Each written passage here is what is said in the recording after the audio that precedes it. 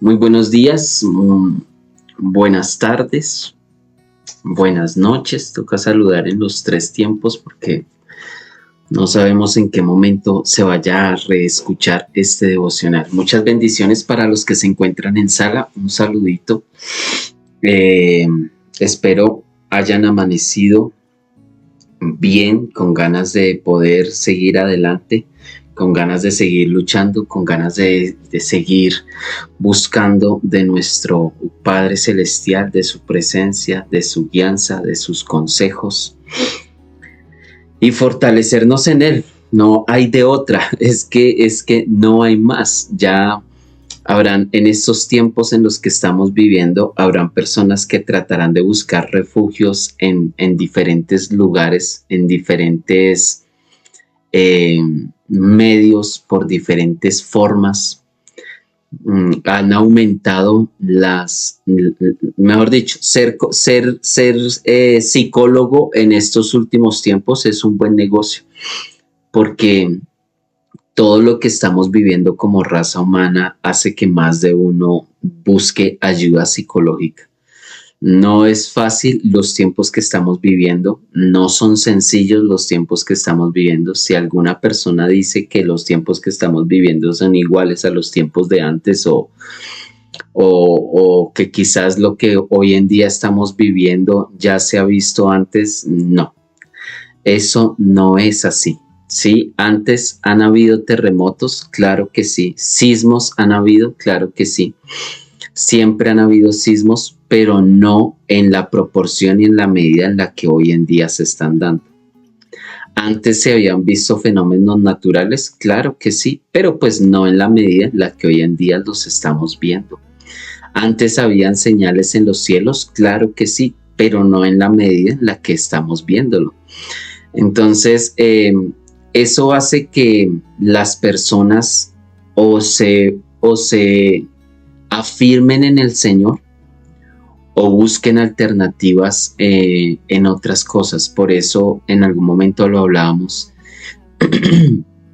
y es el aumento que ha habido de psicoactivos, el aumento en el consumo del alcohol, el aumento en el consumo del sexo, el aumento en el consumo de psicoactivos, el aumento en el consumo de medicinas que ayuden un poco a tranquilizar el alma y el espíritu de las personas. Porque lo que se está viendo en estos últimos tiempos, o lo que nosotros estamos viendo, de lo que nosotros estamos siendo testigos, pues son cosas que no se habían visto en la humanidad. Es nuevo, muchas cosas que se están dando porque estaban así escritas. Y nuestro maestro precisamente dijo que se irían a vivir cosas que nunca la humanidad antes había vivido. Y en eso estamos. Una de esas señales tan fuertes es el acortamiento del tiempo. Es que es impresionante. Ya se acabó este año. Prácticamente ya vayámonos despidiendo de este año. Ya nos quedan 20 días de ayuno. 20 días de finalizar este año, 20 días, ya pasamos los primeros 20 días y ya nos perfilamos hacia esos últimos 20 días que quedan de este año. Lo que se alcanzó a hacer, se alcanzó a hacer. Que no nos vaya a pasar lo de los que presentan el examen a última hora y creen que en los últimos 5 minutos van a responder lo que no respondieron en toda la hora del examen, porque no es así. Si ya no nos acordamos de más ya en 5 minutos que vamos a resolver el examen, lo que fue. Pero pues habrán personas que se esmeren para que en los últimos 5 minutos se revelen las 99 respuestas que hicieron falta. Ya lo que se hizo en este año es cuestión de empezar a examinar, es cuestión de empezar a evaluar, es cuestión de empezar a pasar nuestras decisiones por filtros, es cuestión de empezar a ver en una hoja muy, muy importante todos estos ejercicios. ¿Qué hice de bueno en este año? ¿Qué hice de malo en este año? qué he seguido repitiendo y no he podido salir de ahí, qué fue algo nuevo que adopté en mi vida que me sirvió, las cosas buenas y las cosas malas, ¿no? No se trata solamente de llegar a la lista y empezar a colocar todo lo malo. No, hay que colocar la lista de las cosas buenas y hay que colocar la lista de las cosas malas. Hay que colocar la lista de las decisiones buenas y de las decisiones malas. Y evaluar para así mismo proyectarnos al próximo año. Pues si de pronto nosotros pudiésemos vivir un calendario hebreo, pues hasta bueno sería. Pero nosotros vivimos en una cultura y vivimos en países donde el calendario se rige por ese calendario que nosotros tenemos. Y en nuestros calendarios, en nuestros trabajos, en nuestros estudios, en nuestros quehaceres, ya se cierra un ciclo para iniciar un nuevo ciclo a partir de 20 días aproximadamente, contando la fecha. Entonces, es cuestión de poder trabajar en ello, amados. Siempre que vayamos a cerrar ciclos es bueno evaluar y para iniciar ciclos es bueno proyectar. Así en medio de la marcha se vayan aparejando las cargas, pero es bueno saber uno de dónde viene, en dónde está y para dónde es que va. Sí, si nosotros no sabemos de dónde venimos y las cosas malas que hicimos este año, el próximo año vamos a volver a repetir las cosas malas y vamos a seguir en esos círculos. Y esos círculos son los que toca romper. Esos círculos viciosos de repetir y de repetir y de repetir. Eso hay que cambiarlo, eso hay que sacarlo de nuestras vidas. Cuando son ciclos repetitivos malos, ¿no? Porque si es un acto, si es una disciplina buena la que tú tienes, pues no la vayas a dejar, porque eso te ha fortalecido y te ha llevado a conseguir varias victorias en tu vida. Entonces estamos hablando de las cosas que hay que cambiar, de las cosas malas, no estamos hablando de las cosas buenas. Bueno, a ver, analicemos entonces. Hoy es martes. Martes vamos a leer Hechos de los Apóstoles, historia de la iglesia. Esa es una materia. Si usted ya, como hoy en día el conocimiento está a flor de piel y hoy en día todos tenemos acceso al conocimiento, pues entonces te queda un poquito más fácil hoy en día estudiar esa parte que se llama la historia de la iglesia. Esa es una materia que se dicta en teología. Hay institutos teológicos que dictan como 3 materias de la misma, o sea, de historia de la iglesia 1, historia de la iglesia 2, historia de la iglesia 3. Quizás hayan institutos donde ya hayan más, pero en historia de la iglesia lo que uno hace es ver como un recuento de la historia de nosotros como iglesia por el pasar del tiempo de estos 2000 años aproximadamente, tiempo más, tiempo menos, en eso diferencian los historiadores.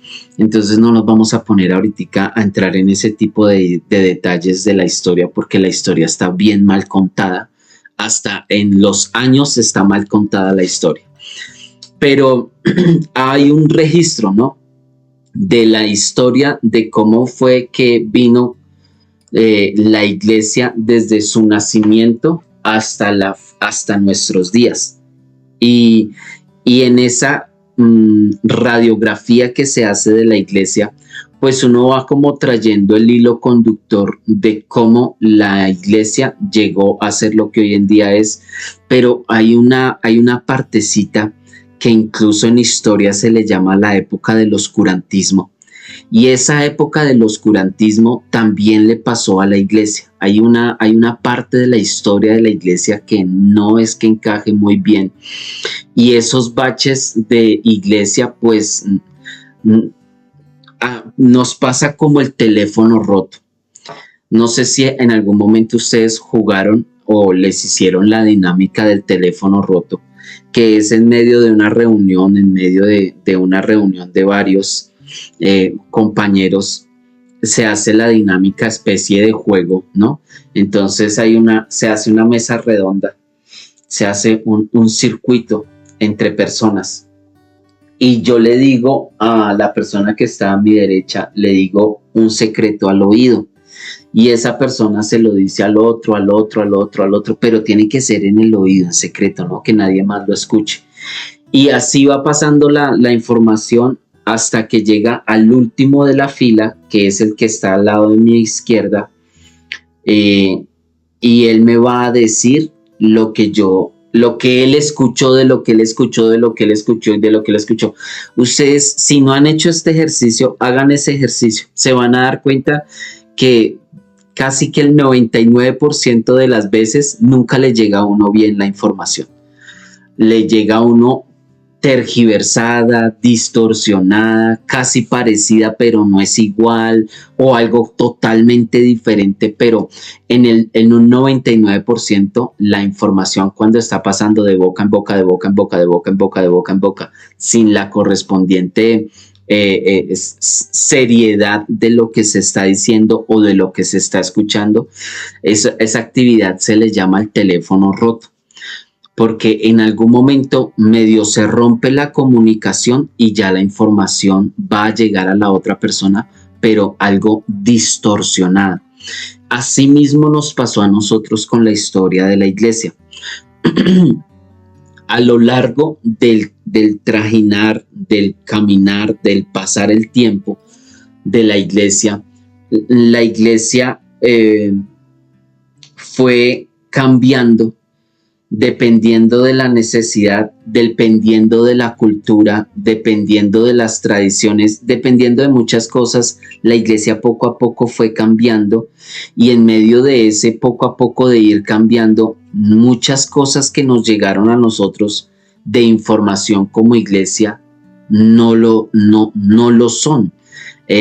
Muchos patrones que se fueron adquiriendo que no son. Incluso el que la iglesia fuese evolucionando o creciendo a medida que el mundo fue creciendo y que la iglesia se fuese contaminando de diferentes culturas, de diferentes religiones, prácticamente nos vino a pasar a nosotros lo mismo que le pasó a Israel o que le ha pasado a Israel o que le está pasando a Israel.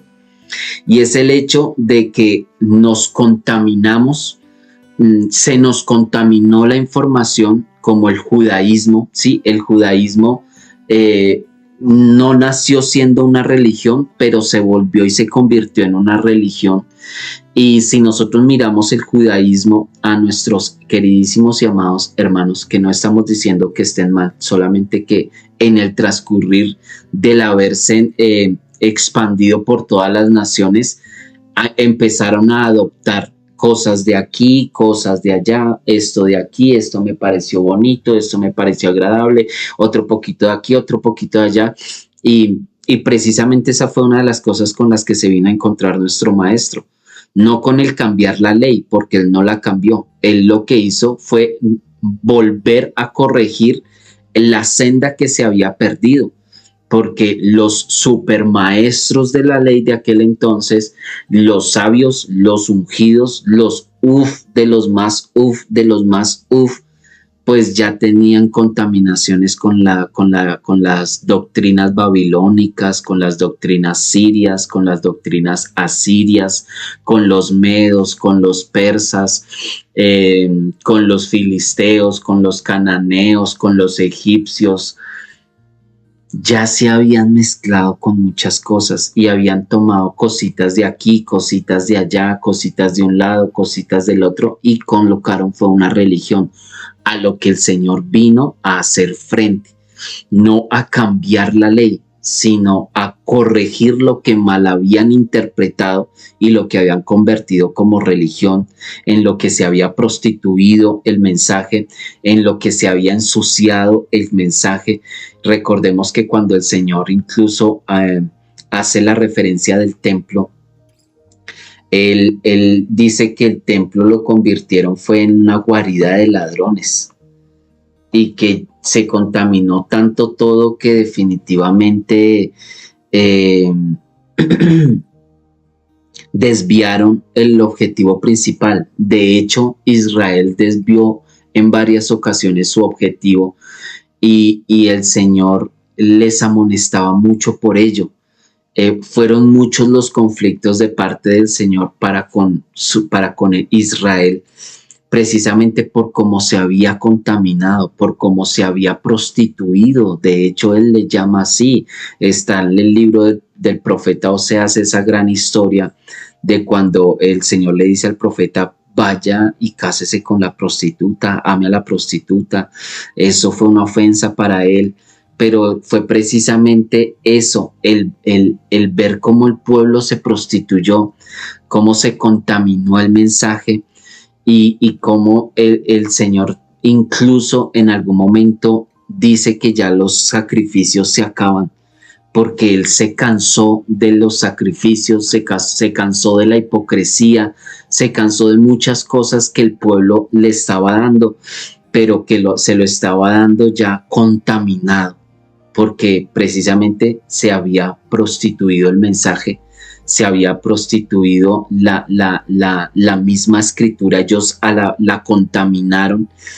Habla en Isaías cuando precisamente el Señor dice que la pluma mentirosa de los falsos maestros había engañado a muchos de ellos. Entonces, a nosotros de igual manera nos pasó lo que a Israel le pasó, que en medio del haber crecido ante las naciones, cuando ya la iglesia fue testiga en toda la tierra y empezó a llevarse el evangelio a Europa y empezó a llevarse el evangelio a Asia Oriental, a la expansión que vimos del evangelio en Egipto, en África, y luego pasarse a América, y en toda esta expansión del evangelio nos pasó lo del teléfono roto. Y fue que nos llegaron mucha información que no era, mucha interpretación bíblica, pues que no era, mucha manipulación de la escritura, porque precisamente de que la escritura estuviese en dos lenguas, máximo en tres, ¿no? Que fue su original arameo, su hebreo, y el Nuevo Testamento fue escrito en griego, porque esa era la lengua oficial en aquel momento. Es como hoy en día el inglés. Si yo le quiero hablar a todo el mundo y a todas las naciones, me queda mucho más sencillo hacer un mensaje en inglés, porque en inglés le va a llegar a muchísima gente de muchísimos países, de muchísimas culturas y naciones, porque el inglés es el idioma que hoy en día se maneja. Lo mismo pasó en la época de los discípulos. En la época de nuestro maestro, la lengua oficial era el inglés. Y para que el mensaje llegase a todos los judíos de todas partes y llegase a todos los gentiles de todas partes, pues el mensaje fue escrito en griego. Pero de tomar del arameo, del hebreo y del griego y transcribirlo al alemán, al inglés, al francés, al portugués, al papiamento, al español, al mandarín, al cantonés, al ruso, al eslavo, bueno, al africano, a todas las lenguas a las que se vino a transcribir el evangelio, de una transcripción a otra transcripción y a otra transcripción, pues de igual manera también se fue perdiendo respeto, se fue perdiendo conocimiento, se fue perdiendo honra. Y miren, no es lo mismo que nosotros veamos una Biblia en las manos de un cristiano a que nosotros veamos un rollo o un pergamino de la Torá o de la ley o del Talmud en las manos de un judío. Son totalmente diferentes. La percepción de lo que se tiene en cuanto a las escrituras. Cuando nuestro maestro nos enseñó y nos habló, él dijo: miren, tengan cuidado con la escritura, porque no la pueden alterar. Ustedes no pueden cambiar ni siquiera una tilde, ni una coma, no la pueden alterar porque una sola tilde, una sola coma en el lugar en el que no debe de ir y eso ya va a trastocar todo el mensaje. Entonces, sí, un ejemplo, traducimos del griego al alemán y del alemán traducimos al inglés y del inglés al español. ¿Cuántas traducciones hubo para que llegase a nuestro primer español? Por eso es tan importante que las traducciones que ustedes tengan de sus Biblias sean lo más antiguas posibles, lo más cercano al antiguo, al original posible, porque en el cambio de pasar de un lado a otro, nos pasa lo del teléfono roto y nos pasa lo de Israel, que por andar de un lado a otro y tomar de aquí, tomar de allá y tomar, se fue trastocando el mensaje. A nosotros nos pasó lo mismo, pero gracias al Eterno hay una palabra, hay un texto que nos puede a nosotros ayudar mucho en cuanto a lo que es el comportamiento de la iglesia, el funcionamiento de la iglesia, la doctrina de la iglesia, el manejo de la iglesia, lo que le llaman en teología la famosísima eclesioadministración. Y es precisamente Hechos de los Apóstoles y las cartas que nosotros vamos a encontrar después de Hechos de los Apóstoles, que hay más registros, pero a nosotros nos dejaron estos según protestantismo, 66 libros. Y encontrar en Hechos de los Apóstoles precisamente cómo la iglesia fue naciendo, cómo la iglesia fue creciendo y cómo el Señor fue supliendo las necesidades y creando un sistema de administración para su iglesia. Así como Israel tiene un sistema de gobierno, tiene un sistema de administración que hoy en día los judíos o los israelitas hoy en día se basan en un gobierno democrático, como todos los gobiernos del mundo, pero al líder de Israel no lo llaman presidente, no lo llaman emperador, lo llaman embajador, ¿sí? No le dan el título de presidente porque ellos de una o de otra manera en su sistema de gobierno está el sistema de gobierno mundano, por decirlo así, que es el sistema democrático donde Benjamín Netanyahu es el primer ministro. El primer ministro, no embajador, sino ministro, el primer ministro de Israel. Pero está también la parte espiritual, el gobierno espiritual, porque pues Israel no es una nación laica como de pronto muchas de las naciones donde nosotros estamos, o no es una nación netamente islámica, ni tampoco es una nación netamente judía, ni tampoco es una nación netamente cristiana, porque precisamente es un estado laico, en donde sí influye mucho la religión y el Sanedrín, sus 72 ancianos influyen mucho, pero no están de acuerdo. Es más, ahorita no están de acuerdo. El gobierno de Israel está dividido en dos partes, su parte política y su parte espiritual, y no están de acuerdo espiritualmente en esos momentos. Ellos no están de acuerdo, se apoyan porque es una nación, pero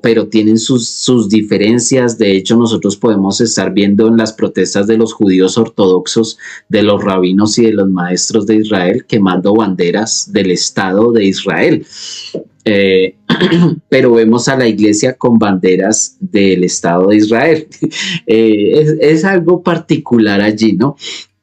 La idea y el cuento es que nosotros nos quedó las escrituras, nos quedó la palabra, y Hechos de los Apóstoles es una guía para nosotros como iglesia.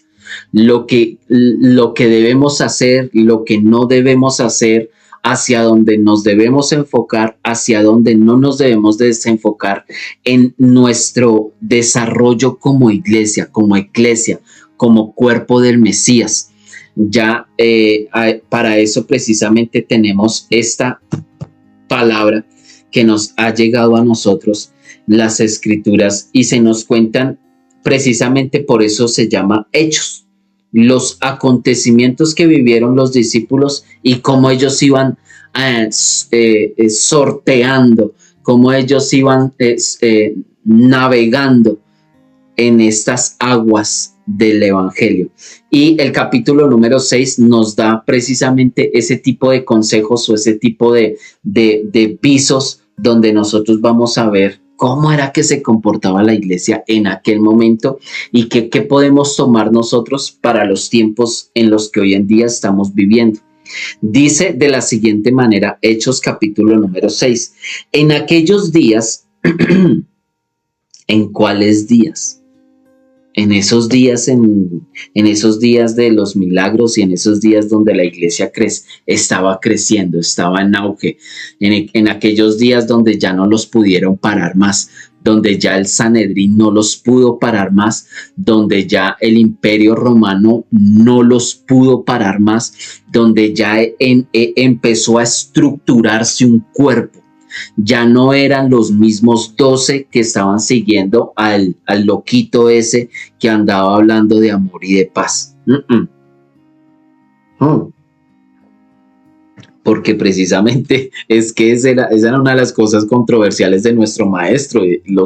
Los judíos y los israelitas querían era guerra, y el Señor estaba hablando de paz y de poner la mejilla y de llevar la carga 2 millas más, y que si un soldado romano, si algún romano te decía que tú le tenías que llevar la carga, pues te tocaba, porque el maestro está hablando de amor y de paz. Eso era un mensaje muy controversial para los judíos en aquel momento, por eso fue tan perseguido. Bueno, una de las razones por las cuales lo persiguieron tanto fue eso, dar un mensaje tan controversial.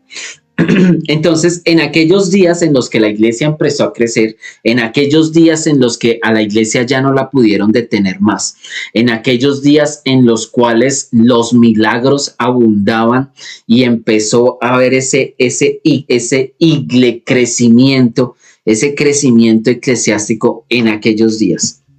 Entonces dice, en aquellos días, habiéndose multiplicado el número de los discípulos, hubo murmuración de los helenistas contra los hebreos, porque sus viudas eran desatendidas en el servicio diario. Así que los 12, habiendo convocado a la congregación de los discípulos, dijeron: no es bueno que nosotros dejemos la palabra del Eterno para servir a las mesas. Buscad más bien, hermanos, a 7 varones de entre vosotros que sean de buen testimonio, llenos del Espíritu y de sabiduría, a quienes encarguemos esta función. Y nosotros nos dedicaremos a la oración y al ministerio de la palabra.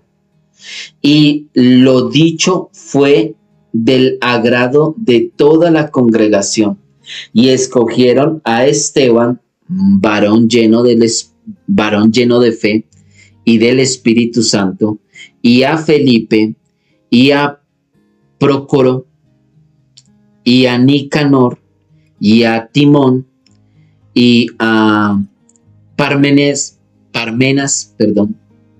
y a Nicolás, prosélito de Antioquía, a quienes presentaron delante de los apóstoles, y después de orar les impusieron las manos, y la palabra del Eterno crecía, y el número de los discípulos se multiplicaba grandemente en Jerusalén, y un gran número de los sacerdotes obedecían a la fe. Ay, es que hasta los sacerdotes de aquel entonces, ya con razón, pasaron tantas cosas. Es que cómo lo iban a parar, ya no podían pararlo. Miren, hasta los sacerdotes ya se habían convertido al Señor. Es que, a ver, mis amados hermanos, esta parte es bien, bien delicada, porque para que el Evangelio haya llegado a tu vida, para que una Biblia haya llegado a tu vida, pasaron muchos, o sea, se pasaron muchas aguas debajo del puente. Pasaron muchos años, muchos siglos de estar pasándose esta palabra de generación en generación, en generación, y de el estar en este oficio de la eclesioadministración.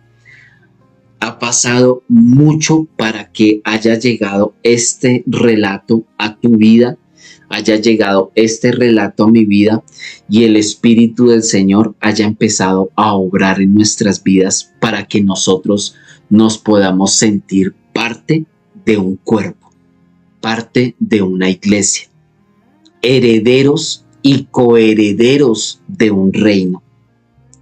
Y es bien interesante ver cómo se sigue un orden. Así como el Señor siguió un orden, así de igual manera nosotros estamos aprendiendo a seguir un orden que ya se estableció. Un orden donde yo hoy estoy recibiendo palabra y el día de mañana voy a estar dando palabra. Donde yo hoy en día soy un discípulo, pero el día de mañana yo soy llamado a tener discípulos. Porque si no se hubiesen adoptado los patrones y los órdenes que se adoptaron en el comienzo, ¿cómo hubiese sobrevivido la iglesia durante este tiempo de estos milenios? 1 milenio, 2 milenios, ¿cómo hubiese podido sobrevivir la iglesia durante estos milenios de no haber sido porque alguien literalmente sacrificó su vida para que el evangelio pudiese llegar a otros, siguiendo el ejemplo de su maestro? Y su maestro, al igual, siguiendo el ejemplo de su maestro, y así ha pasado hasta llegar al ejemplo que todos tenemos, que es nuestro maestro.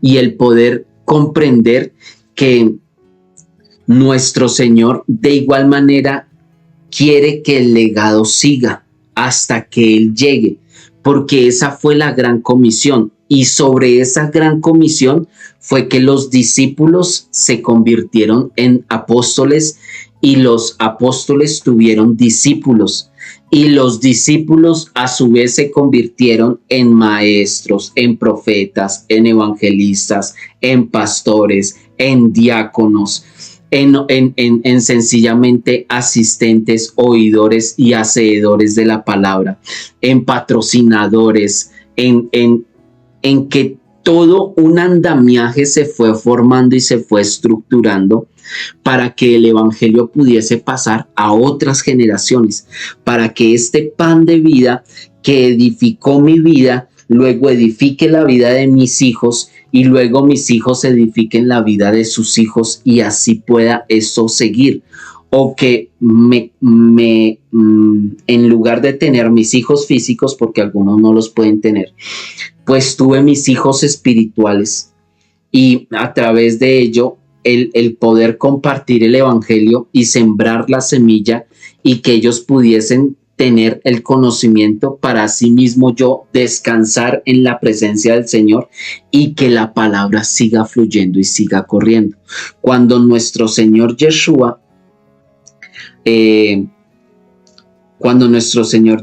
ya se va a ir, es cuando Él da la gran comisión, ¿no? Que en cuestiones de cristianismo le agregaron una que otra cosita, como lo de en el nombre del Padre, del Hijo y del Espíritu, eso lo agregaron después, porque en los originales no aparece así.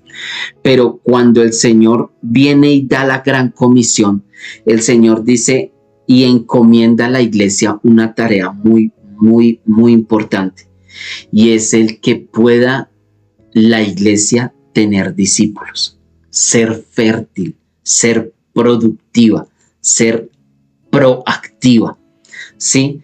¿Por qué? Porque cuando el Señor Yeshua delega la gran comisión, eso hace que los que están detrás de él, los 12, vayan a tener que replicar el mismo mensaje y hacer lo mismo que hizo el maestro con ellos, pero con otros, con sus propios discípulos. Y el mensaje tenía que ser también transmitido, que la próxima generación pudiese replicar lo mismo que se había replicado en el maestro, que se había replicado en el maestro y en el maestro que recibió de parte del maestro. Para ello está este registro, para que aparte de lo que a nosotros nos están enseñando como dogmas y como doctrinas de hombres, también se encuentre la palabra para hacer una regla, para hacer una guía, para ayudarnos a nosotros a sacar adelante las dudas, los inconvenientes que se vayan presentando y podernos así enfocar y tener un mensaje con una hilaridad. Sí, porque la iglesia tiene maestros, la iglesia tiene pastores, la iglesia tiene evangelistas, la iglesia tiene profetas, la iglesia tiene apóstoles, la iglesia tiene hermanos con dones de sanidades, la iglesia tiene hermanos con dones de milagros, la iglesia tiene hermanos con dones de sabiduría, con don de enseñanza. La iglesia tiene una cantidad de herramientas que son dadas de parte del Eterno por medio del Espíritu Santo para la edificación de la iglesia.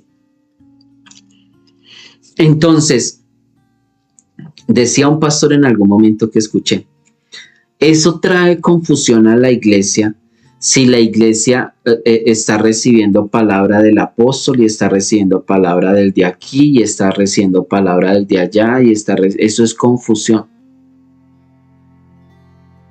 ¿Y eso acaso es lo que dicen las escrituras? Si es el mismo espíritu, pues todos como iglesia necesitamos estar en un mismo sentir, porque es un mismo espíritu. No es un espíritu el que ministra allí y un espíritu el que ministra allá y otro el que ministra allí. Es un ministro que es un espíritu diferente el que ministra a los apóstoles y es un espíritu diferente el que ministra a los pastores. Entonces eso va a crear confusión en la iglesia. No. Si es el mismo espíritu y si es de la misma palabra, no ha de traer confusión. Lo que va a traer es un complemento. Miren que los judíos en esto ellos aprendieron y algo muy clave que nosotros como iglesia nos cuesta aprenderlo, de pronto en uno que otro lado se ve, pero cuesta mucho aprenderlo. Y es el hecho de que si nosotros miramos al judaísmo, y pues obviamente lo tenemos que mirar porque pues es que son un ejemplo, de una o de otra manera son un ejemplo, para bien o para mal son un ejemplo. Ellos están primero que nosotros, son un ejemplo. Y ellos podían convivir entre saduceos, fariseos, habían otras corrientes doctrinales más pequeñas, pero también estaban dentro de ellos. Y ellos tenían sus reuniones y ellos alegaban, peleaban, discutían, que no, que la palabra dice aquí no, pero es que está allá no, pero véalo uno no, pero vea. Y en medio de todo ello podían convivir, podían existir, porque el objetivo era el mismo, el eterno. En aquellos días, ¿no? De igual manera, nosotros tenemos una regla de fe.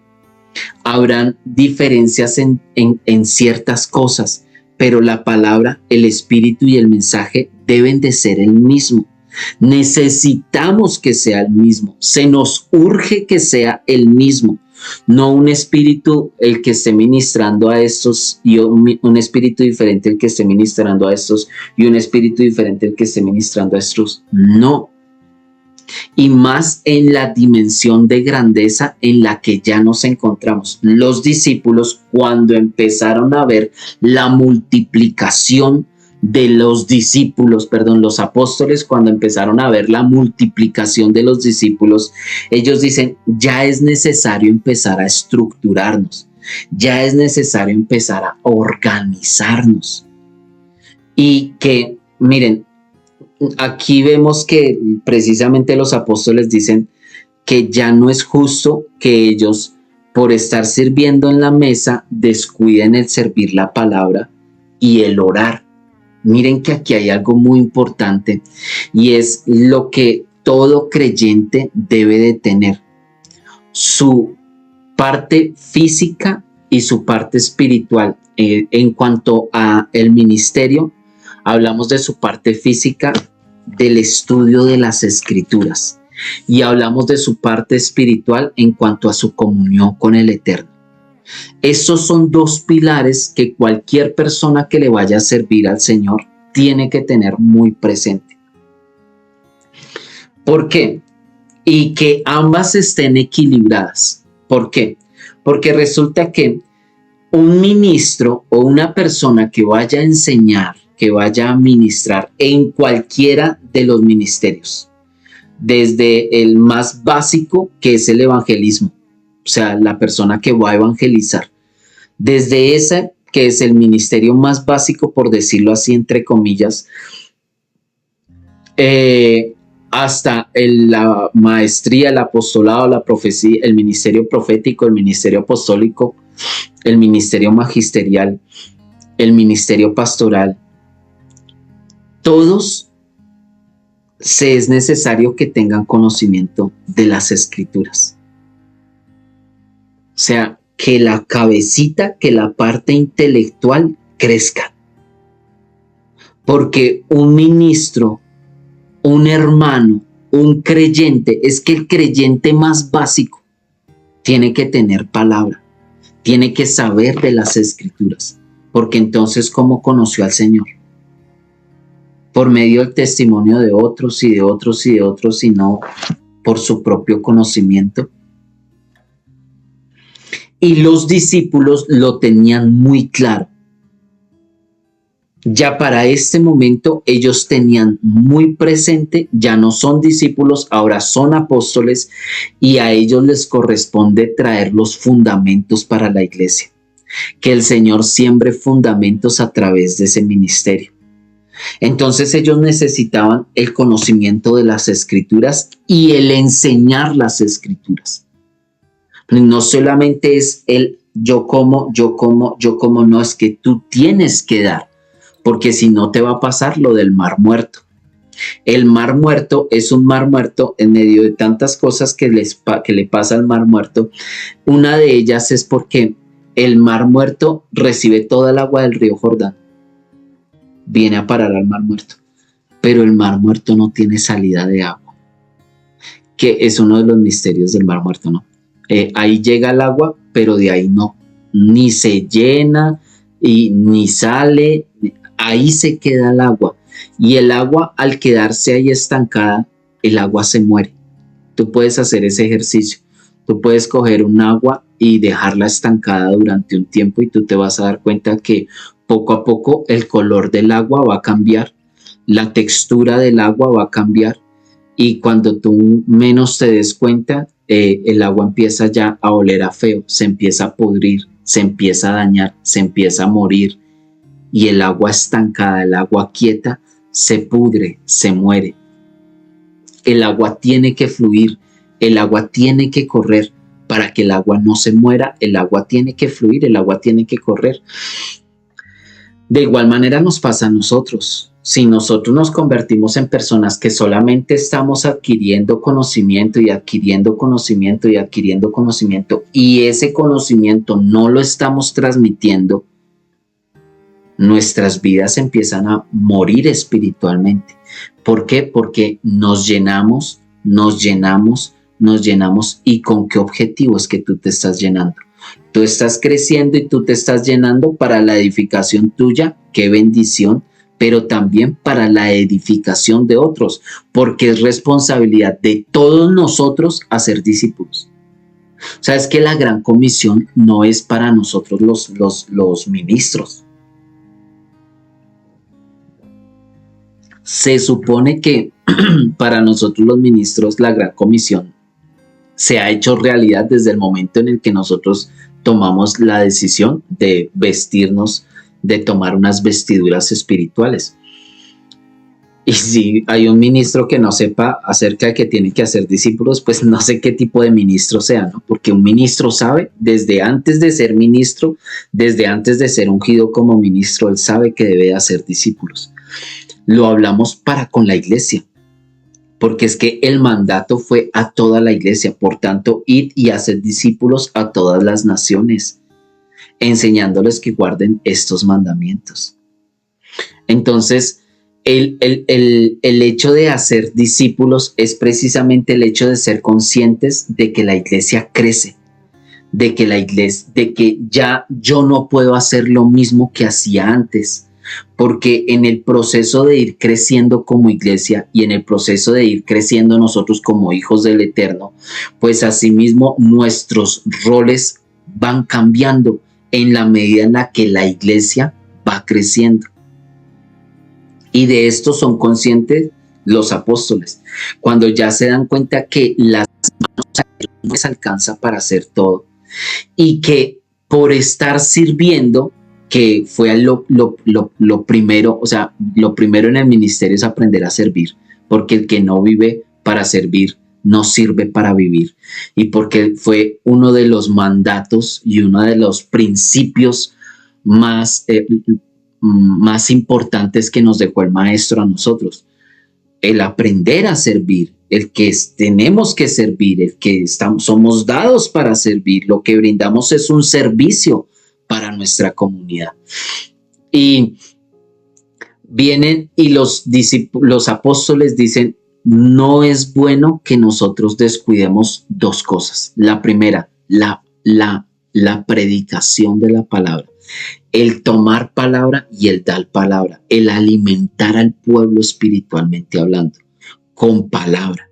O sea, es importante que ellos tienen muy en cuenta esto y dicen, no podemos descuidar la palabra por repartir mercados, por servir en las mesas, por ayudar al convaleciente, no porque no estuviera bien, no porque ellos ya eran y los más de los máses y ya no se iban a rebajar, por decirlo así, a servir en la obra. No, Gas, yo no sirvo, yo soy ya un predicador. No por eso, sino porque no se pueden descuidar en la medida en la que se va creciendo, no se pueden descuidar pilares fundamentales en la iglesia. Dentro de esos pilares fundamentales de la iglesia se encuentra la escritura, la palabra. No podemos tener una iglesia ignorante. No podemos tener una iglesia sin palabra. Eso es lo que ellos están viendo. Dicen, no podemos descuidar la administración de la palabra. O sea, las mesas, ya necesitamos alguien que sirva en las mesas y nosotros atendemos la palabra. ¿Para qué? Para que el ministro y el discípulo crezcan en conocimiento intelectualmente, que sepan de las escrituras, que sepan defender la doctrina, la predicación, la exposición del evangelio.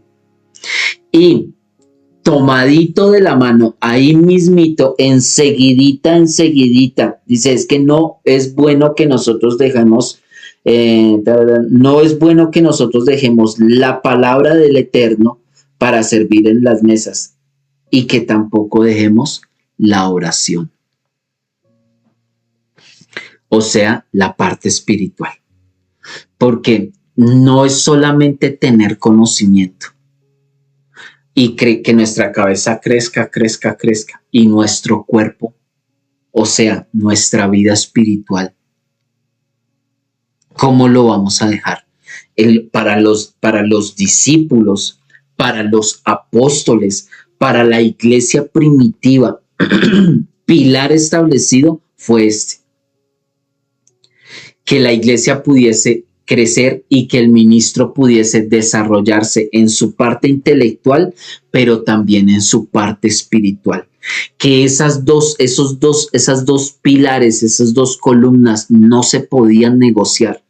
Todo el resto se puede negociar, pero la búsqueda del Señor, la oración, el ayuno, la vigilia, la adoración, estos ejercicios que me ayudan a mí en mi parte espiritual, no pueden menguar, no se pueden acabar.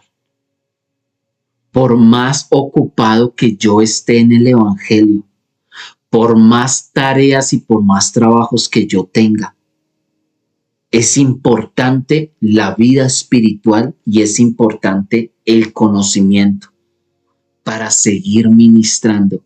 Y es importante que la iglesia pueda tener esta conciencia de saber que no todo lo va a poder hacer el apóstol, que no todo lo puede hacer el pastor, que no todo lo puede hacer el profeta, que no todo lo puede hacer el evangelista, que también están los hermanos que quieren servir, los diáconos, que en algún día serán ministros, que existe una organización y que nosotros necesitamos aprender de esa organización y de saber que yo soy parte del cuerpo del Mesías y que yo tengo un derecho, pero que también tengo un deber, que no me puedo quedar toda la vida sentado en la mesa esperando a que me sirvan la comida, sino que también yo tengo que ponerme las pilas, yo también tengo que poder ponerme las Energizer, las Duracell, las baterías y levantarme y decir: ¿en qué colaboro yo? Yo ya me llené, ahora es necesario ayudar a la necesidad de otros porque la iglesia crece, porque la iglesia no se queda estancada y en la medida en la que la iglesia crece, nosotros mismos tenemos que crecer, porque si no nos vamos a quedar como unos hermanitos que uno suele ver en las congregaciones. Y tú vas a esa congregación y tú ves al hermanito ahí sentado en la banca con su Biblia. Y pasó un mes y el mismo hermanito con la misma Biblia en la misma banca. Y pasó un año y el mismo hermanito en la misma banca, en la misma situación. Y pasaron 10 años y el mismo hermanito en la misma banca. ¿Cómo está ese hermanito? Ya está encebado, ¿sí? Ya tienes un sobrepeso espiritual porque ha recibido tanto que en algún momento se le va a demandar de todo lo que recibió. Y de todo lo que nosotros recibimos, ¿qué estamos dando? ¿Qué estamos sirviendo? Somos parte de esa estructura que hay en cuanto a iglesia, de saber que, bueno, listo, pastor, yo soy consciente de que ya nosotros estamos como creciendo y dígame yo en qué le puedo colaborar, porque yo lo veo que usted corre las sillas, yo lo veo que usted limpia el polvo, yo lo veo que usted coge la guitarra y canta, yo lo veo que usted predica, yo lo veo que usted recoge la ofrenda, yo lo veo que usted es el que vaya a hacer visitas. No, pues, ¿en qué hay que colaborar, pastor? ¿En qué hay que colaborar, hermano? ¿En qué hay que colaborar, ministro? Somos dados a servir. Los únicos que son llamados a servir no son los ministros, es que la iglesia, toda la iglesia, porque es que la gran comisión no fue que el Señor se la dio solamente a los elegidos. No, la gran comisión es para todos nosotros y todos nosotros tenemos algo por dar en la iglesia, algo por dar en la obra, algo por dar en el reino. Los discípulos lo comprendieron y ellos dijeron: ya hay mucho trabajo, y estamos descuidando la enseñanza bíblica y estamos descuidando nuestra relación con el Señor. Y eso es algo que nosotros no podemos permitir. Una de las necesidades que nos llevaron a nosotros a abrir el altar congregacional fue precisamente eso. En algún momento un hermano, un ministro, un consiervo mío, me dijo, no, lo que pasa es que no todo puede ser conocimiento. También se necesita la oración, se necesita el ayuno, no solamente es el estudiar las escrituras. Y yo le dije, sí, usted tiene toda la razón.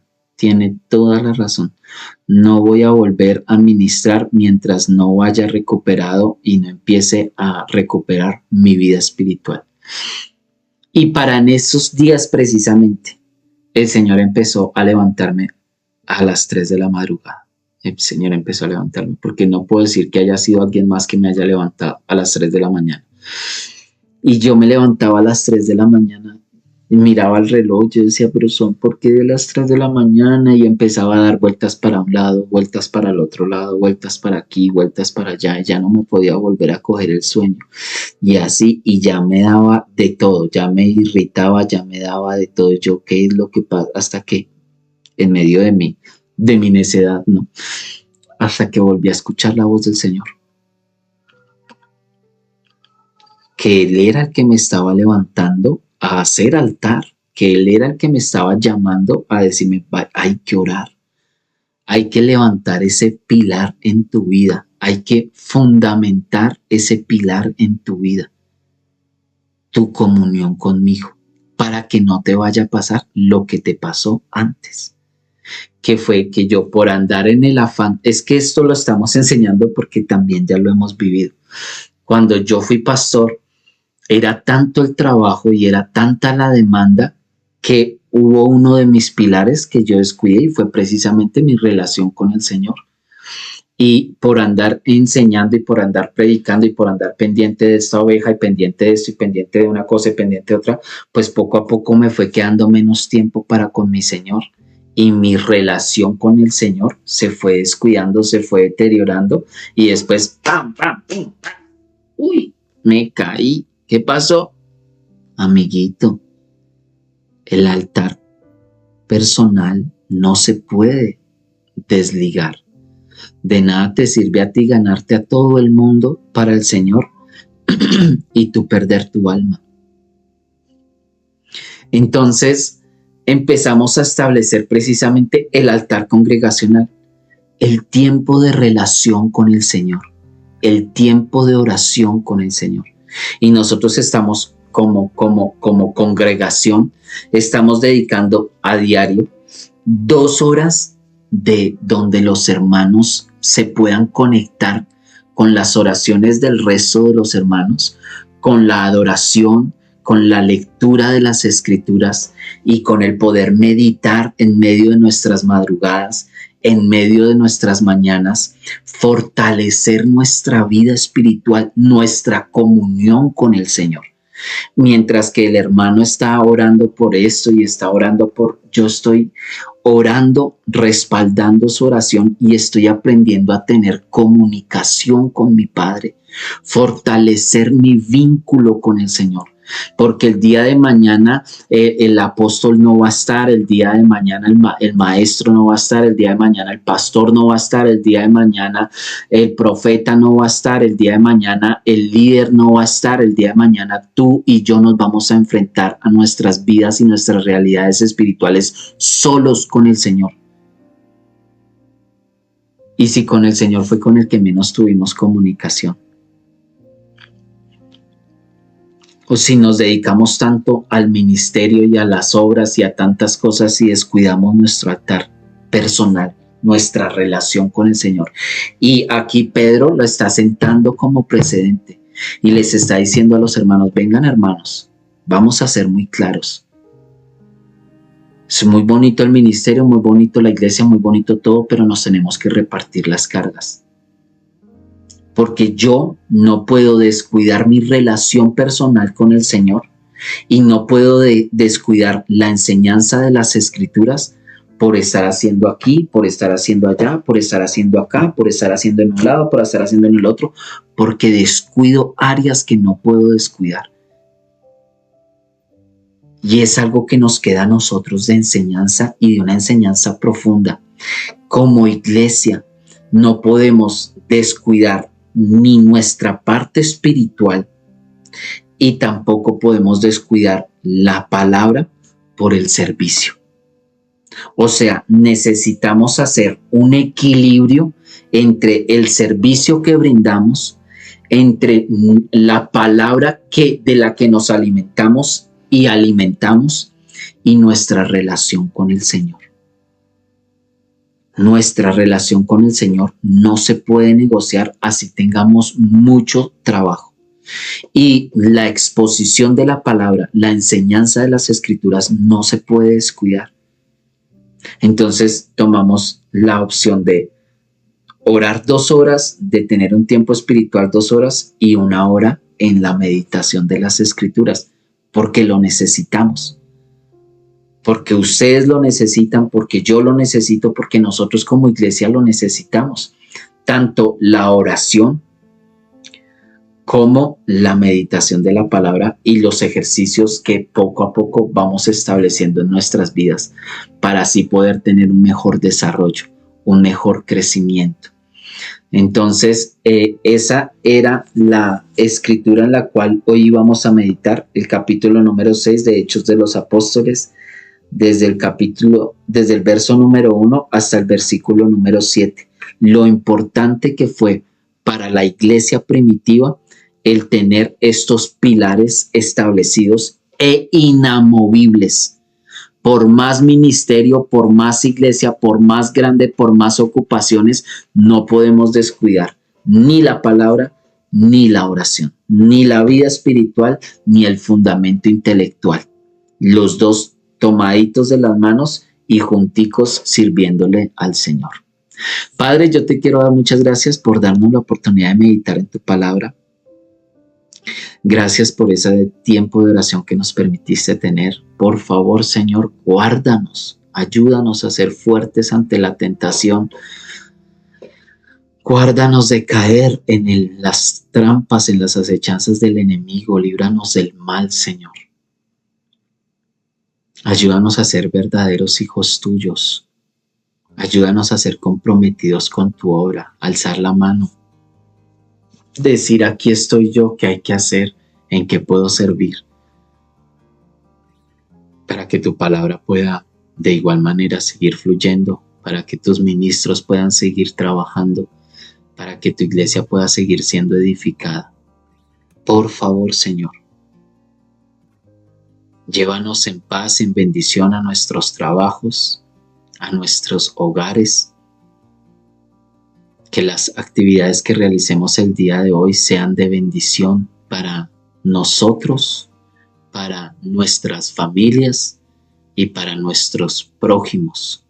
En el nombre de tu Hijo, nuestro amado Yeshua, te damos muchas gracias, papá, porque tu palabra es viva y tu palabra es eficaz, porque tú nos educas a través de tu palabra y nos ministras a través de tu Espíritu. Bendito seas por siempre y para siempre. Amén y amén.